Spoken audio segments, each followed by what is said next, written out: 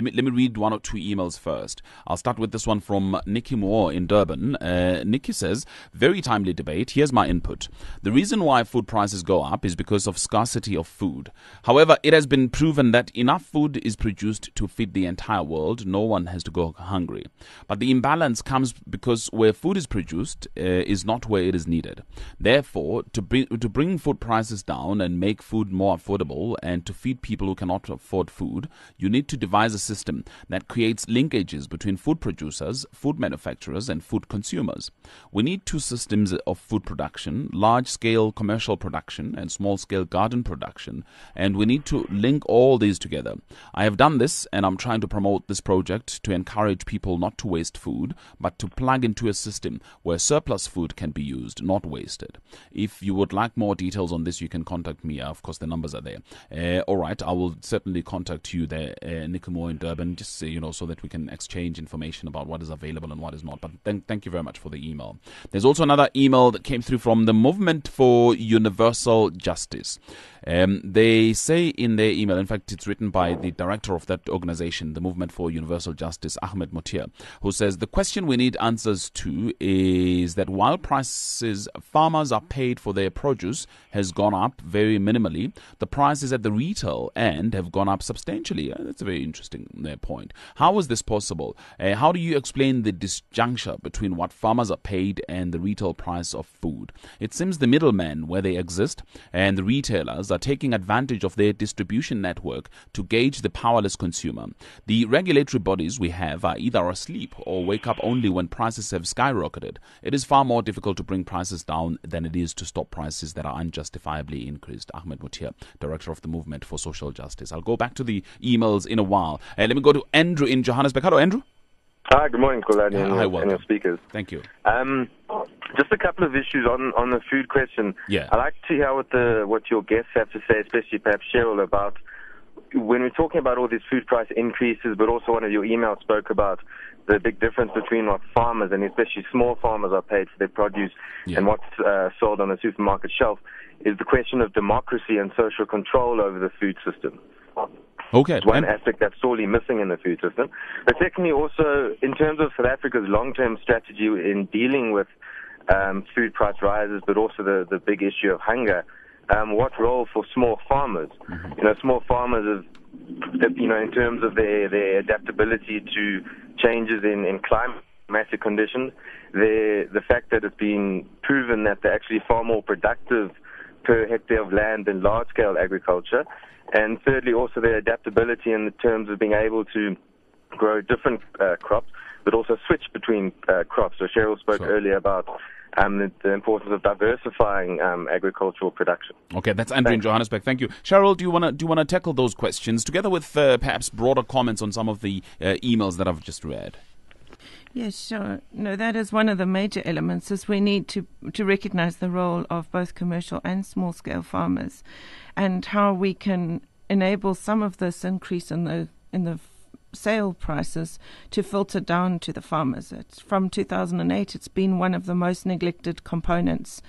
Because consumers have a much louder voice, we vote when we purchase, the consumer movements are far more noisy in the system and advocate far more for lower food prices than the farmers who for decades have been crying for higher prices in order to close the gap between production costs and what the farm gate price is.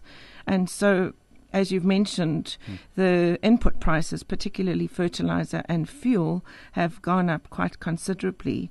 And so these have squeezed the farmers in terms of their profitability. So we need to make sure that we recognise their role, because especially in South Africa's situation, small-scale farmers provide a major employment opportunity to address some of the issues. Because it's not just about how much food there is, but how much money is in the pockets of consumers to purchase that. All right. Hey, talking about farmers, there's Eddie in Ficksburg on the line for me. Good morning, Eddie. Hey, Kulani, thank you so much. This is so important. It's absolutely strategic, sir. You know what? The greatest wars have been fought over food. And I just want to say, Mike Schuster and Cheryl, I am so proud of you. I love you. I think you're cool. You're standing up and fighting for the future of this land. I tell you, sir, we are farmers and we're against the ground. The other day I stopped farmers, 35, 40 euros. I said, young people, help me save the country. Help me save the land. They said, okay, Eddie, we're all leaving. We are not staying anymore. This kid got a gold medal for the highest dairy herd in Africa. He's losing 7,000 rand a day. Just milking. He milks 700 cows. Each cow loses 10 rand. You can't pay me, sir, 3 rand 50 when my milk costs me 4 rand. We cannot make it. My dairy cow, Kolani, I promise you, cost me 21,000 rand before I get a drop of milk out of her. I want to say it in vernacular, in Sesotho. Ntate, homo hayetse chalet, ija chalet. We are here for the public. My wife and family and all, we work hard. And I'm proud of what Mike says. The huge costs, the fertilizer, the diesel, you name it, sir. All right. And we with the power is doubled. Okay. We are in trouble, and as Cheryl says, we are being squeezed to death. All right, I want Eddie. to know what you people are going to do about the strategic food supply. All Do right. not forget that this year they're going to import 90 billion rands worth of food, which we could produce, but no, imports are pouring in, and to hang with the farmer. All right, that's Eddie in Fixburg. I thank you very much. Mike, just responding perhaps to what Eddie is saying, but also there's this SMS here, and I've seen people raising this issue. I'm not sure how big an issue it is for us here in South Africa. It's an SMS from William in Cape Town who says, please ask your guests to discuss the impact of diverting agricultural production, for example, maize and sugar, into biofuels. Is that a big deal for us, Mike? No, at the moment, it influences world prices because in America, corn is diverted into ethanol. But here we are going to see that be 2 or 3% of our son. It would give the farmers a little bit more of a market, I guess, for us because we do export in the main, as other people have said. Thank you to Eddie. It was a good ego trip for us, I guess. I'd like to say something about small farmers and hunger and diversification, if I may, Kulani. Yeah, please. I think I agree with Cheryl. There's no doubt that we need small farmers. However, in the urban context that we live in, we still will need, and we will always need, the commercial farmers to produce, mass produce a lot of food for the urban areas and for animal feeds. There's no doubt about that. I think on the hunger side, I don't think South Africa has a shortage of food. So the hunger doesn't come from the farming side of things. It comes maybe from the pricing side in the sense that people do not have the income because we don't have enough jobs. And, that is not a situation that agriculture alone can address or anybody else can really address. It's a whole situation around, as you know, our unemployment rate is one of the highest in the world. Our employment rate, to look at it the other side, is one of the smallest in the world. We've only got 4 out of every 10 adults working. So that is, not a food issue in the main, I think. Diversification, in South Africa, I think we have diverse farming already, and I think we need to find ways of supporting more farmers and more people on the ground and more types of farming. I have no doubt about that.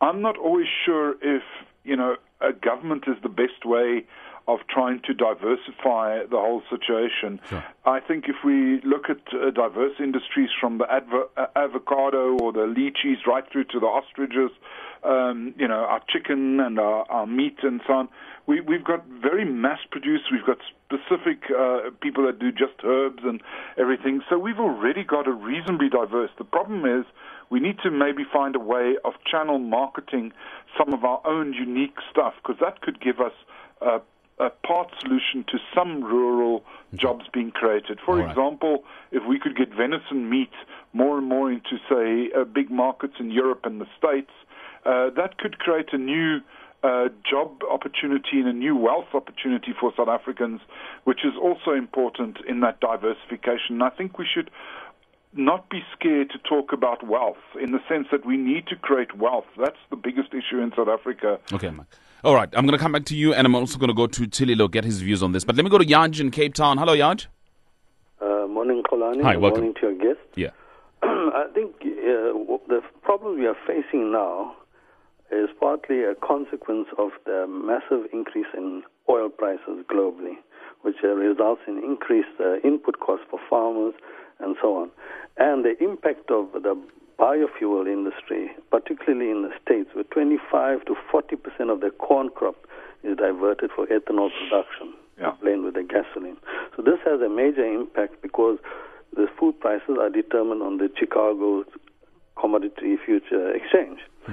So, and the whole issue with food security and affordability in any country is the effect on social stability.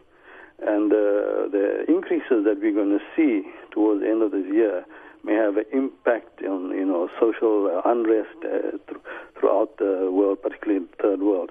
So we have to consider, subsidizing people's incomes with a basic income to cushion the effect on the poor who spend maybe 80% of their meager incomes on food alone. And we need to look at subsidizing our farmers and building strategic grain reserves and price controls as well. Okay. Thank you very much. Again, I'll pick up on this issue of price control and see what people think about that. Sebastian in Cape Town, hello. Yes, morning to you. Hi, welcome. I'd like to make 2 points very quickly, if I may, please. Go ahead. The first is that it's extremely obvious that the extremely low rand exchange rate is very much responsible for the input costs and pushing up food prices.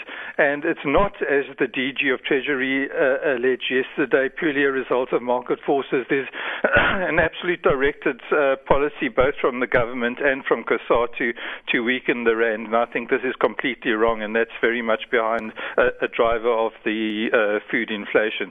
The other point is that getting production up to increase food prices should definitely include a focused attempt to revive subsistence agriculture, because the other things we need to do in this country to create social stability, as was just mentioned, and to increase employment. Now, I guessed on one of the shows last week or the week before, in answer to a question about why there was a rural-urban migration, said the primary cause driving this is the collapse of subsistence agriculture. So I really think agriculture has to start at the very bottom. Besides a focus on commercial farming, there has to be a very directed focus on recreating subsistence agriculture for these various aims that I've mentioned: social stability, preventing the rural-urban migration, which is just flooding people into shanty towns in cities, and to create employment in the areas from which the people originate. And what one also needs to look at is the control of the tribal chiefs on the lands held in tribal trust, because I think this is a major problem area that needs to be addressed.